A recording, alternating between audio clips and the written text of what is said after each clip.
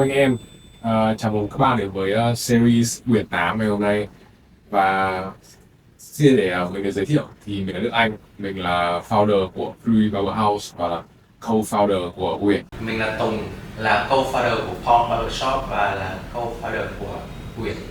Trong số series Quyển 8 này thì chúng mình cũng muốn chia sẻ với mọi người về những kinh nghiệm, những trải nghiệm của anh em mình trong nghề nghề nghệ thuật nói chung và nghề cắt tóc nói riêng. Và qua đó là hy vọng là mọi người sẽ thấy được câu chuyện của mình trong câu chuyện của anh em chúng tôi, và sẽ tiếp lửa cho mọi người trong cái công việc hàng ngày của mọi người, để mọi người luôn giữ không được đam mê với nghề, với công việc mình đang làm. Đó là những công việc mà nó sẽ làm đẹp cho đời và làm đẹp cho mọi người.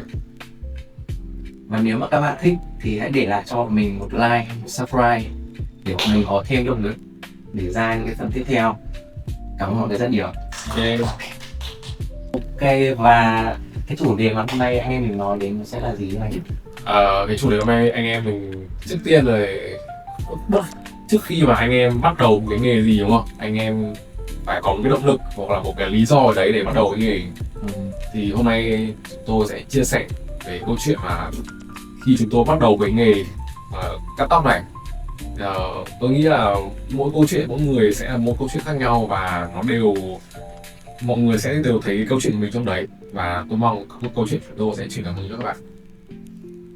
Anh nghĩ nó cũng không phải là từ cái thời điểm bắt đầu mà nó là cả cái chặng đường từ lúc mà mình bắt đầu cho đến thậm chí là ngay bây giờ. Mình có còn là đang cảm hứng và đang muốn tiếp tục cái con đường này không, và tại sao mình lại phải tiếp tục cái con đường này, lý do nào, thì bọn mình cũng muốn chia sẻ lại câu chuyện đó cho mọi người, chia cái trải nghiệm của bọn mình. Bắt đầu thì thôi kính ngã thọ thì anh Tùng trước, thì anh Tùng có thể chia sẻ về câu chuyện của anh, tức là tại sao anh lại bắt đầu với chọn cái nghề cắt tóc này. Cứ là bắt đầu câu chuyện đi anh, bắt đầu câu chuyện của anh như nào đấy, tiểu sử, nguồn gốc tiểu sử. Thật ra đấy với cái nghề cắt tóc thì anh cũng, trước khi mà anh có cắt tóc thì anh không nghĩ là mình sẽ làm nghề cắt tóc. Nó bắt đầu từ cái thời điểm mà anh vừa mới ra trường, tiếp tục 4 năm đại học. Thì lúc đấy thì anh nghĩ là anh sẽ học một cái nghề gì đấy trong cái lúc mà mình đang đợi cái bằng của mình. Thì lúc đấy em không nghĩ là anh học cắt tóc. Thì xong rồi anh mới có duyên, cũng có một ông anh, lúc đấy là ông anh nhảy cùng anh, và thời điểm đó thì ông anh cũng mở cái barber shop. Lúc đấy anh qua chơi, đơn giản qua chơi và cắt tóc ủng hộ anh. Và trong cái lúc mà anh ngồi đợi xem người anh dùng đến cắt tóc thì anh thấy là người anh có một cái trạng thái nó rất là tỉ mỉ và tập trung. Thì ngay cái thời điểm đấy thì anh nghĩ là nếu mà mình được làm một cái nghề nào đó, không phải cắt tóc nhưng mà mình có một cái trạng thái kiểu mình rất là tập trung và tỉ mỉ như thế này ấy, thì nó rất là đã. Thì anh mới đem cái câu chuyện đấy anh kể lại cho ông anh. Thì ông anh lại hiểu là anh thích học cắt tóc. Ông anh mới bảo anh là khi em đi qua chơi ấy. Thì anh cũng hiểu là ông anh rủ mình qua chơi thì anh tiếp tục qua. Trong một cái tuần tiếp theo đó thì anh quan sát và anh cũng hỏi là anh ơi, cái tông này nó để làm gì, sao lại kéo thì cắt như nào cho bằng nhau. Mình kiểu tò mò xem là cái cách thức họ thực hiện như nào. Thì ông anh cũng chia sẻ qua loa.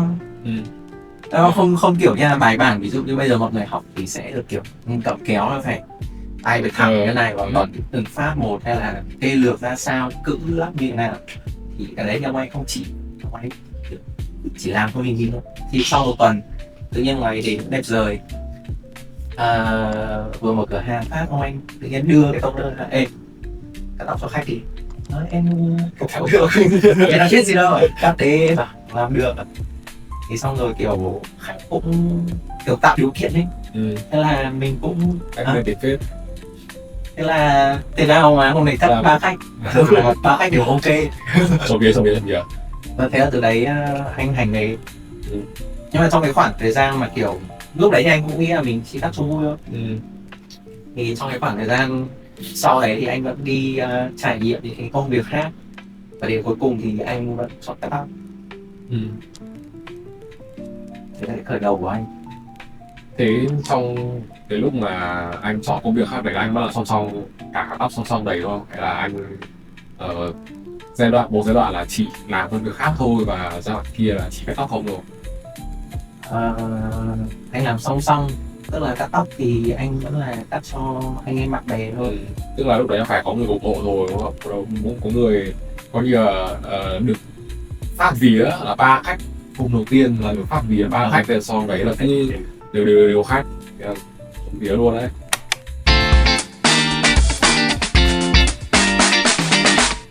Thế còn em, cái điều gì mà đưa em đến với nghề cắt tóc? Cái điều mà đưa em đến cắt tóc thì cũng chính là cái điều mà lý do vì sao mà em nghĩ là cái tên Fury ấy vào cái barber shop của em. Thì em lúc đấy là cuối cấp 3, thì là lúc đấy bắt đầu bắt đầu biết đến các cái hàng cắt tóc khác, bắt đầu vượt ra khỏi cái khuôn khổ là cái chú cắt tóc quen của bé giờ. Thì mình bắt đầu kiểu vỉa hè. nó một chú về hè, thì xong bắt đầu đi tìm các hàng khác, bắt đầu tìm các hàng đắt tiền hơn để xem họ cắt như nào, để trải nghiệm xem họ cắt như nào. Thì có một cái hàng này ngay là nhà em cắt cùng một ông thợ đấy 2 lần liên tiếp. Em yêu cầu cùng một kiểu tóc, đã cho ông ấy xem cái mẫu tham khảo rồi, và cùng kiểu đấy nhá, 2 lần liên tiếp, và ông ấy cắt ra cho em 2 kiểu hoàn toàn khác nhau, không hề giống gì về cái ảnh mẫu ấy. Thế nên là 2 lần đấy nó tạo cho em một cái sự gọi là khó chịu vô cùng. Bởi vì sao mà rõ là mình đi hồi đấy là em cắt tóc là 5.000 một đầu, nhưng mà so với cái giá mà em thường hay đi cắt nó đã là cao hơn rồi, và kiểu mình nhìn cái cửa hàng nó tương đối là chuyên nghiệp, nó tương đối là to hơn so với những gì mình cắt, thì mình mong chờ một cái người thợ người ta chất lượng và người ta có tay nghề tương đối là tốt rồi. Nhưng mà khi mà đã xem ảnh rồi, đã giải thích rồi, nhưng mà họ lại vẫn không làm được cái kiểu mình muốn, thì đấy là cái điều thực sự là vô cùng khó chịu rồi. Và thế là sau đấy em quyết định là em sẽ tự mua cái tông đơ về, em tự cắt tóc cho em, và em tự cắt tóc cho thằng em họ của em, với mong muốn chỉ đơn giản là mọi người sẽ không phải cắt tóc những cái kiểu tóc mà nó không đúng mong muốn như thế nữa. Tức là thà mình cứ cắt nó theo ý mình, nó hơi lởn chởn một tí cũng được, nhưng mà nó theo đúng ý của mình, đúng mong muốn của mình, còn hơn là mình trả tiền ra một người thợ họ cắt cho mình và còn miêu tả kỹ như vậy rồi nhưng mà còn không được mong muốn của mình. Kiểu mình sai mình chấp nhận. Đúng rồi, mình sai chấp nhận được, nhưng mà mình đã trả tiền để người khác kiểu làm đúng ý mình ấy mà không được đúng ý mình, thì nó điều sự là không khó chịu. Thì đấy là khi mà em bắt đầu cầm cái tông lần đầu tiên, và cũng may mắn là đấy, đầu tiên là có em họ em, và sau đấy là có một vài người bạn của em, họ cũng gọi là sẵn sàng giao đồ của mình ra để cho em cắt tóc này, xong cho em tập này. Thì cứ dần dần xong rồi mình cứ càng cắt thì mình lại càng thích, càng thấy có nhiều cái để tò mò, nhiều cái để kiểu mình muốn là làm thêm ấy, và muốn làm giống như cái mẫu ở trên mạng. Thế là mình càng có động lực để mình tự cắt này, xong rồi cứ lên YouTube xem này, xong lại cắt này, xong lại lên YouTube xem, cứ mỗi ngày mỗi lần như thế nó lại học thêm một chút. Thế nên là dần dần bén duyên là qua tiếng lại, đồn qua đồn lại, thế là lại thành có khách rồi. Thế là cứ dần dần lại thành một cái cửa hàng tiệm tóc nhỏ ở nhà. Your destination is on the right. Cái lúc mà em mới bắt đầu cắt tóc ấy, Yeah. thì em sẽ thích cái phong cách tóc như thế nào? Em muốn cắt một kiểu tóc hay là một cái nhìn như thế nào?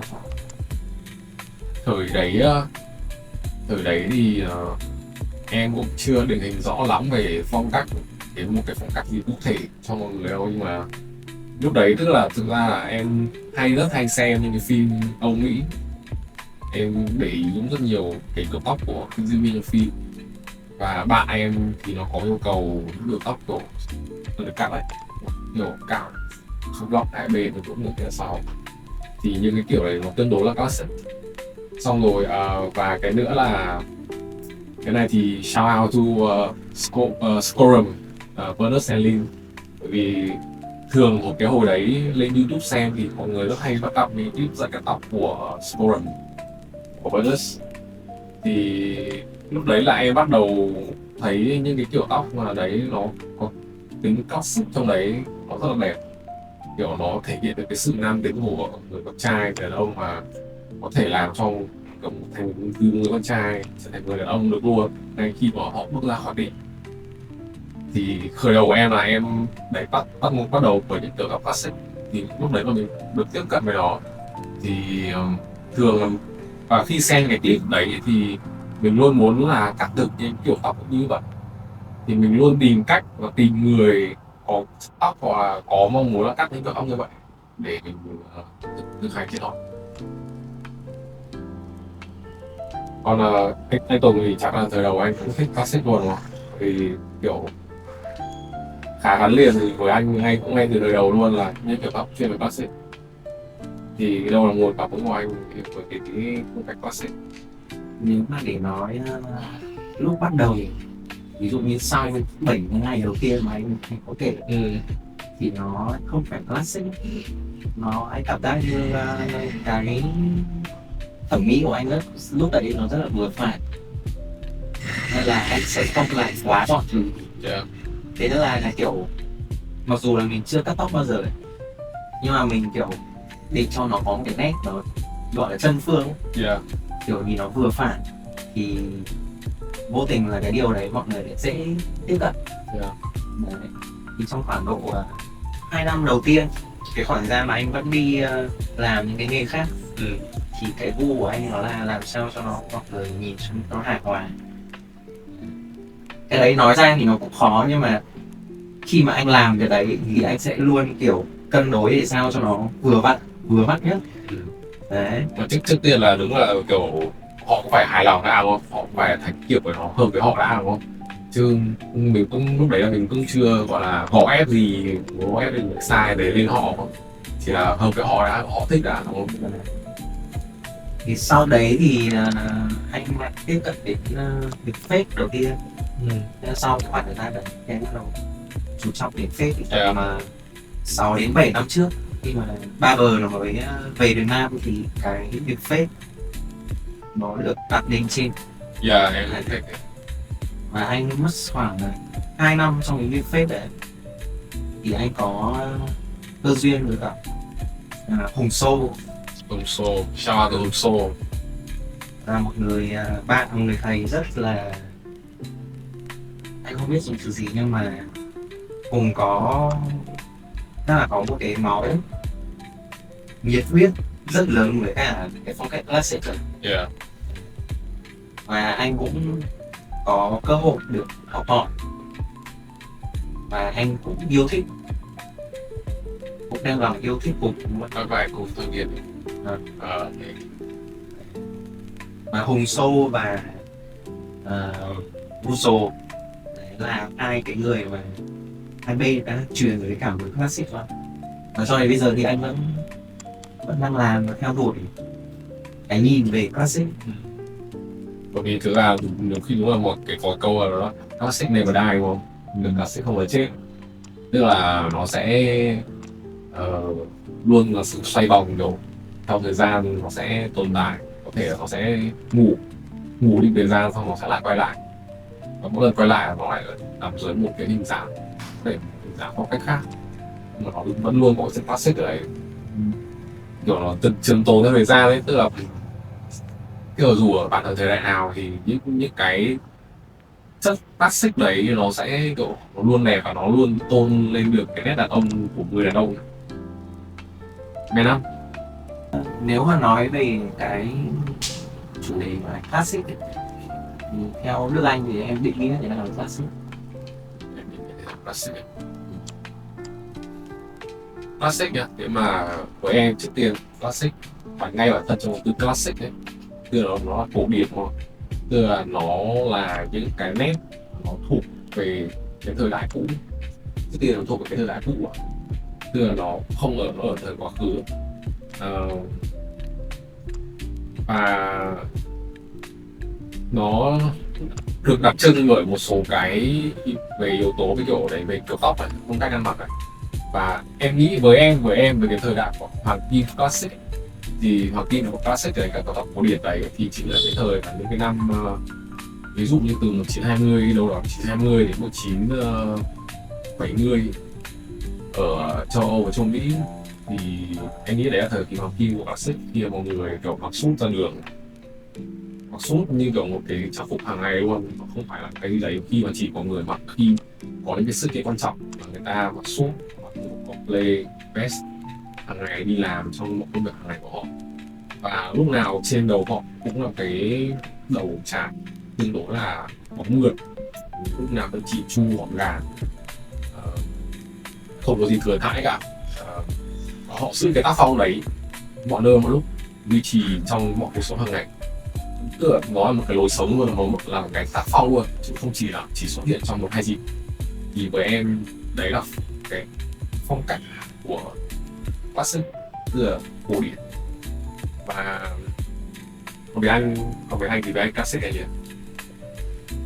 Classic với anh thì theo như anh thấy mà như gì anh đã trải qua thì anh thấy mọi người sẽ dễ bị hiểu nhầm cái classic nó thành, ví dụ nói trong tóc mọi người sẽ dễ hiểu thành classic là mọi người sẽ book homemade rồi mặc đồ Âu. Đấy là những cái hình ảnh classic của châu Âu. Đúng không? Đó, và mọi người sẽ dễ hiểu sang cái đó, nhưng mà thực ra thì classic nếu mà dịch ở cái ngôn ngữ ví dụ tiếng Việt nhà mình ấy, thì nó sẽ ra có một cái từ nó là kinh điển. Kinh điển thì nó tức là những cái mà nó trường tồn và nó khó thay đổi theo thời gian. Đấy. Thì ví dụ như là vì mình dùng cái ngôn ngữ tiếng Anh nó là classic, nên khi mình hình dung về cái từ classic đấy mình sẽ nghĩ ra những cái hình ảnh ở bên châu Âu, Âu Mỹ và những cái phim, những kiểu tóc đấy. Nhưng nếu mà classic của Việt Nam thì nó sẽ là, cũng có thể là áo bà ba, áo dài, hay là khăn, cuộn khăn, rồi là búi bít tóc, hay là cạo trọc. Nó là classic của Việt Nam thì mình sẽ hiểu ở đây là classic nó sẽ có cái tính là trường tồn, tức là mang giá trị về thời gian. Và thậm chí nhiều cái poster mà em thấy từ những năm 20 đến 50 ấy, người ta vẫn ghi là classic, đâu nhầm, gọi là modern hairstyle, tức là cái tóc mà mình cho là classic rồi đấy nó lại là modern.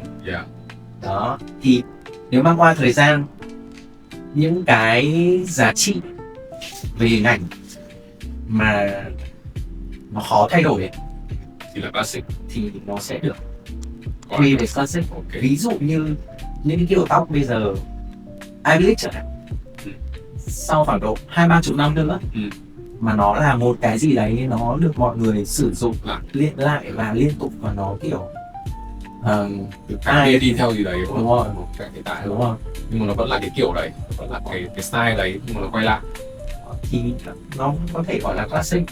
Đó, tức là classic kiểu không chỉ nói gọi là classic là tiếng Anh, còn ở trong các ngôn ngữ khác, ở các quốc gia khác thì mình sẽ có cách tên dịch khác cho từ classic đấy, đúng không?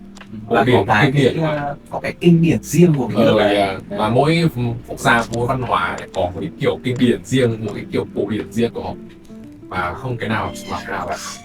Và trong thời gian thì nó vẫn tồn tại và vẫn được mọi người tiếp nhận và sử dụng lại càng bên nó đi để nó phù hợp với thời đại hơn.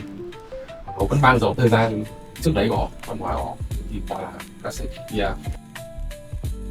Mà thậm chí là đấy là mình sử dụng về mặt hình ảnh thôi. Tức là classic theo mình hình dung về hình ảnh nó phải là kiểu tóc này, bộ quần áo này, trang phục này, nhưng nhiều khi anh nghĩ nó còn là cái phần bên trong của mình. Đấy, mình ở cái từ classic nó, anh nghĩ nó có một cái khía cạnh khác, tức là nó thiên về sử dụng từ gì cho cái sự, như từ anh bảo là chân phương ấy, cái từ sự giản đơn ấy, và sự đơn giản mộc mạc. Đấy, không kiểu khoa trương quá. Đấy, nó rất là đơn giản mộc mạc. Thì trong cái cách mà em sống và hành sự, em toát ra một cái sự đơn giản, một mà thuần túy chân phương đấy. Yeah. Đấy, một cái tinh thần như thế nữa thì đã từ khái niệm classic nó sẽ bao trọng hơn. Đấy, vì để em hành xử, em sống nó kiểu chân phương, tinh tế. Đấy, thì em cần có một cái thời gian, một cái sự trải nghiệm. Yeah. Đấy, thì cái yếu tố thời gian ở trong cái classic, cái kinh điển này nó cũng ở trong mình của ta đấy ạ. Yeah. Chứ không phải là mình cứ khoác lên người một bộ suit hay là mình chải một tóc ôm ấy thì nó thực sự là classic. Đấy. Tức là cái ý này của anh Tùng là em nhớ đến câu trong phim Kingsman ấy, có cái câu là manners make a man, tức là cách ứng xử là nên người đàn ông. Tức là không chỉ là cái bộ suit hay là mái tóc, nhưng mà những cái phụ kiện mang trên người làm nên người đàn ông, mà nó phải đi kèm với cách mình ứng xử, cách mình đối nhân xử thế, đúng không? Nó là cái bản chất bên trong một người mình có tỏa ra bên ngoài thì nó tạo thành một cái sự gọi là chân phương, cái sự lối sống của mình, cái classic trong đấy. Mà nó phải rất là tự nhiên thôi, Yeah, rất chứ tự không nhiên, phải là yeah. kiểu Khỏi gồng ấy. không phải là mình đọc sách sau rồi kiểu Yeah. mình hỏi AI là tao phải như nào thì tao trở nên đàn ông hơn. Đúng rồi. Nó là kiểu sự tích thu kinh nghiệm trải nghiệm rất là lâu để tạo thành cái con người của mình. Thế thì tức là cũng như anh vừa nói ấy, thì cái yếu tố classic và modern ấy, tức là nó vừa khác nhau nhưng mà nó vừa là một rồi. Tức là cái sự modern ấy, ở thời điểm anh nói, những cái mà mình nghĩ hiện tại đang là modern và sau một khoảng thời gian nữa nó lại trở thành classic, và những cái mà mình nghĩ nó là classic rồi người ta lại cắt đi và đi, người ta lại điều chế nó đi thì nó lại thành cái modern. Tức là cái khái niệm classic modern nó vừa riêng nó lại vừa chung, nó có sự dung hòa là nhau, nó không có cái gì là classic mà không có cái gì là nó là modern mà. Nó sẽ luôn kiểu thay đổi. Yeah. Anh không biết nữa, ví dụ như là cái kiểu tóc Ivy League chẳng hạn, thì ví dụ như theo châu Âu thì nó là một cái form tóc mà giống quýt nhưng mà được chải pomade. Đấy, và là cái hình ảnh của những cái sinh viên học sinh học của trường Ivy League này, Đi trường tóc Ivy League lại là châu Âu. Đấy, nhưng mà khi mà nó mới ra thì anh bảo sao nó lại đặt là như này. Đấy, sao lại đặt tên kiểu này, nó là như thế, ai đặt ra đó. Thì anh nghĩ những cái khái niệm như này, thì nó nhiều khi nó còn là do con người và xã hội kiểu cứ dựng lên thôi ấy. Để ví dụ như hôm nay anh cắt một cái kiểu tóc, anh thấy là ở kiểu này trông nó bay, trông nó kiểu như nào đấy, anh đặt ra một cái tên là kiểu tóc uốn lượn. Yeah. Đấy, rất là nhiều khi nó là một cái sự chấp nhận của số đông. Nó còn do truyền thông nữa. Nó truyền thông, tức là phải đặt tên cho nó để khi mà lên ví dụ là từ khóa kiểu SEO xong rồi lên hashtag gì chẳng hạn, có từ khóa đấy để nhân diện dễ hơn, đúng không? Mọi người tìm dễ hơn, đúng không? Mọi người sẽ đặt cái tên cho cái kiểu đấy. Tức là nếu mà em cũng nghĩ nhiều khi là một kiểu tóc mình có thể đặt tên cho nó là từ cái gì thì vấn đề là mọi người có nhận diện được cái tên mong muốn không, và cái truyền thông nó đặt tên chung ấy, truyền thông chung là tên cho kiểu tóc này nó là cái gì thì nó dễ nhận diện hay không thôi. Còn bất cứ kiểu tóc gì mình phải đặt tên cho nó theo kiểu nào cũng được, đúng không? Miễn là cuối cùng là gì, là tóc đấy lên đầu khách đẹp, khách ưng về vẫn thích, thế là ok, đúng không? Đúng rồi. Đấy thì có thể là cái kiểu của hai bên nước, mình có thể đặt tên nó là quyến rũ hai mái. Quyến rũ hai mái. Nó bắt đúng mà, nó đúng chính xác, nó là quyến rũ hai mái, không thể sai luôn. Quyến rũ hai lúa. Quyến rũ hai lúa. Hai luồng. Thế thì bây giờ ví dụ câu chuyện của anh hay kể cả của em là anh em mình đều là những người đi học đại học, đã tốt nghiệp đại học, bằng đại học, nhưng mà vẫn chọn đi theo cái con đường làm nghề tóc này, cái nghề của gọi là với người làm văn phòng chẳng hạn đi, và dân chính thức đi thì nó gọi là nghề tay chân, đúng không? Cái chân tay thì chắc chắn là trong quá trình việc bắt đầu nghề làm nghề anh em không tránh khỏi những cái khó khăn khi mà mình làm sẽ nhận được những cái định kiến hoặc là những cái câu hỏi của người thân người nhà chẳng hạn, trách nhiệm thì anh bảo gặp phải những cái câu chuyện đấy. Vì những cái cản trở về mặt xã hội hay là gia đình thì anh có.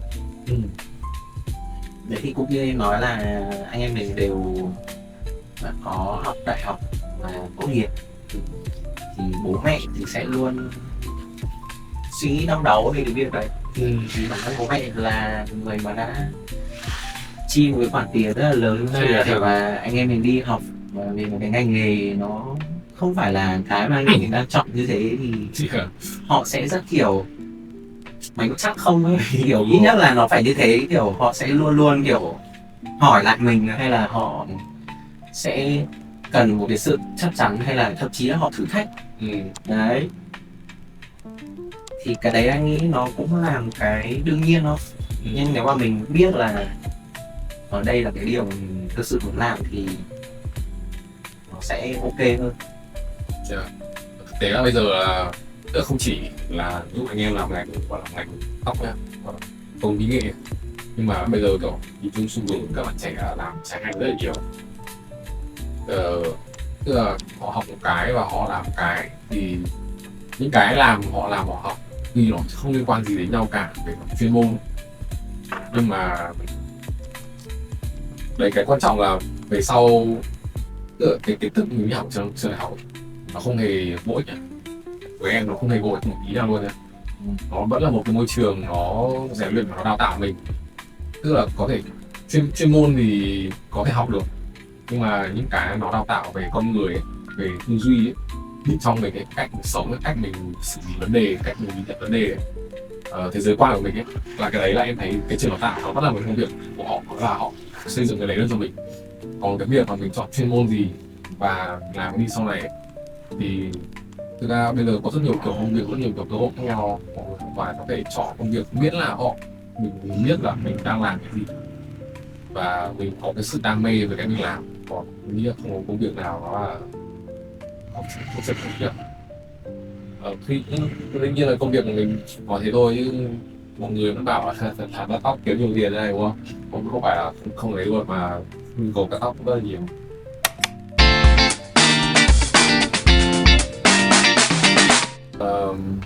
Em thì em gặp cũng chắc chắn là kiểu với bố mẹ em thì bố mẹ em cũng có hy vọng rất nhiều. Bố em hồi đầu thì là kiểu muốn làm một công việc gì đấy nó không phải là cái tự do mà, tức là muốn vào một công ty hoặc một cái ngành nghề gì đấy cũng được, làm nhà nước cũng được, làm tư nhân cũng được, nhưng mà miễn là vào công ty để nó đem lại cảm giác của sự chắc chắn. Khi mà mình ví dụ được lương, được bảo hiểm, được chế độ gì đấy thì thấy nó đem lại sự yên tâm và chắc chắn trong tâm trí của bố mẹ. Nhưng mà mình kiểu với mình thì nó cái đấy nó chưa đủ thỏa mãn. Mình cảm giác mình thích gọi là hơi phiêu lưu hơn một chút được, và mình biết là mình thích cái này thì mình cứ thử nó. Mình muốn làm xa nhất có thể với nó. Thì qua thời gian thì đấy, qua thời gian rồi, qua thời gian rất dài thì em có một lượng khách rất là ok. Thì cái đấy em nghĩ một phần cũng chứng minh được với bố mẹ em là em có thể tự lo cho bản thân và không cần phải theo cái định hướng của mình nữa. Thì phải là cái điều đấy cũng đem lại bố mẹ em có thể yên tâm hơn, và mình ít nhất là mình biết là nhìn thấy con mình kiểu nó đang làm cái gì, nó làm được cái gì, bố mẹ mà sẽ yên tâm. Nhưng mà tức là sao, nếu mà bạn theo đuổi điều gì đấy, hãy theo đuổi nó bằng tất cả có thể. Cái đấy cũng sẽ một cái điều để chứng minh cho mọi người thấy là mình nghiêm túc với nó và mọi người yên tâm với nó. Anh thấy thì nói chung ở phía phụ huynh thì hay những cái người thân của mình, họ sẽ luôn có cái ý tốt và muốn cho mình tốt lên thôi. Họ người thân sẽ luôn muốn cho mình tốt lên, nhưng mà sẽ trên những cái hiểu biết của họ, theo những cái trải nghiệm ở trước đây và những cái mà mọi người nghĩ là đúng. Đấy, thì khi mà mình đối diện với những cái gọi là rào cản rào cản. những cái rào cản đấy, thì mình hãy hiểu cái ý đằng sau đấy của họ, và mình cũng có những cái cơ hội để mình tự hỏi lại bản thân là mình đã thực sự là thích cái điều này chưa, Đúng rồi. đấy, để mà mình thực sự tìm ra được một con đường đúng đắn nhất cho mình. Tức là nếu là kiểu gia đình mà thấy mình làm tốt cái việc mình làm, đấy là một sự yên tâm. Thế ít nhất gia đình biết là cái việc đang làm là tốt, thế là tốt cho bản thân mình, hai là sau đấy có thể là tốt cho những người xung quanh mình chẳng hạn. Thì đấy là một cái điều để chứng minh cái của mình. Còn cuối cùng thì anh nghĩ là mọi người cũng chỉ mong là mình có thể vui vẻ, tự lập. Hạnh phúc. Thực ra đấy là cái đích cuối cùng, dù là mình có làm cái việc gì đi chăng nữa và không vi phạm pháp luật, không hại ai đấy, làm cái tiền chân chính. Đừng vi phạm pháp luật các bạn. Thế ngoài những cái khó khăn về gia đình thì em còn những cái khó khăn gì cả? Thì với em thì nếu như nói là khó khăn thì chắc là cái đoạn mà em vẫn còn đang làm mình.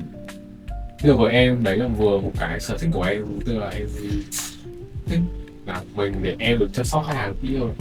Nhưng mà có cái một mặt của việc làm của mình đấy là mình không có người làm cùng mình, đồng hành của mình để mà mình có thể thực hiện được nhiều ý tưởng hơn, để mà có thể học hỏi và giao lưu với nhau ấy. Cái việc kiểu có một cộng đồng nó cũng rất là tốt, thay vì là người ta vẫn bảo là muốn đi xa, muốn đi nhanh đi của mình, muốn đi xa để đi cùng với nhau ấy.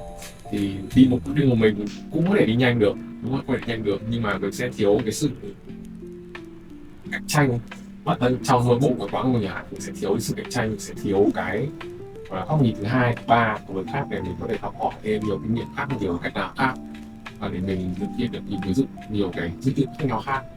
Thì đấy là với em nó cũng một cái khó khăn. Và bây giờ hiện tại thì cái khó khăn đấy là đã qua khó khăn rồi, sang một bước mới rồi. Còn về tài chính siêu khó khăn lắm. Anh còn gì không? Anh còn khó khăn gì mà Thì ngược lại với em thì anh đã bắt đầu là từ có anh ấy, thì ở vị trí là người anh thì cái thời điểm đấy lại phải ngoài cái việc là mình làm cái phần của mình phải nghĩ sao để làm cho anh em cũng đi lên các thôi. anh cũng đi lên được. Và ở cái thời điểm đấy thì anh và những anh em cũng gặp nhau, mọi thứ đó xuất phát từ tình yêu nghề, là đam mê, và anh em chơi với nhau. Thì đến cái giai đoạn mà phát triển thì bọn anh lại gặp phải cái vấn đề là khó trao đổi, hay là có những sự mình cần phải có những cái kỷ luật hơn, có những cái về lợi ích mình cần phải cân đối hơn để mà có thể làm việc khác. Đấy. Thì mình đang nhiều khi là mình đang cái đoạn anh em quá không, mình chưa gọi là lý trí hơn, đang thêm về phía tình cảm nhiều hơn, chưa nó có thiếu tính lý trí hơn. Thì cái việc đấy nó đã diễn ra trong khoảng độ 2 đến 3 năm. Đấy, cho đến một cái điểm tự nhiên mọi thứ nó cần phải thay đổi để mình đi tiếp được, Mình đi xa hơn. Đúng rồi. Cái đoạn đấy là anh lại không làm được. Cả sao thế thì hiện tại thì anh chắc là cũng kiểu có một cái bài học cho mình, đúng không? Kiểu có một kinh nghiệm từ cái chuyện này rút ra để cho một chuyện nó đi đúng hướng hơn, hoặc là làm việc bản thân cũng cần có kỷ luật hơn. Thì sẽ mình không thể làm 1, 2 năm, 5 năm, có khi có thể 10 năm, 20 năm, 30 năm hả? Cái việc nhiều khi mình bất lược nó cũng không tránh được. Thì các cái hướng giải mới để làm cho bài toán nó thú vị hơn thôi. Nhưng mà mình vẫn phải đảm bảo được là cái bài toán đấy nó ra được cái đáp án đấy.